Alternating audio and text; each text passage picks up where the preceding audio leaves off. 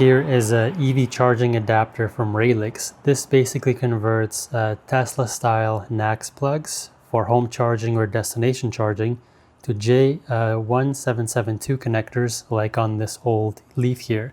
A lot of plug-in hybrids also use this style connector. So in the box you get a carrying pouch, instructions, and this nice 80 amp adapter, which again has Tesla NACS on this side and J1772 on the output side.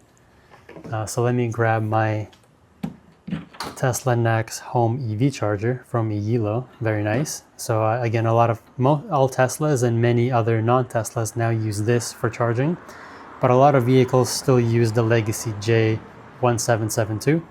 That's where this adapter from Raylix comes in handy.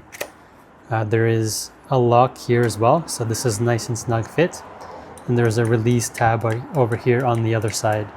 So this allows me to take my charger that is intended for Teslas, and I could bring it over to my Leaf over here. Bam, connect it. Now we could see the lights are blinking, and now the Leaf is charging from an EV charger designed for NACS. Very convenient. A lot of hotels and places have destination Tesla chargers, and this will allow you to charge overnight for your non-Tesla EV.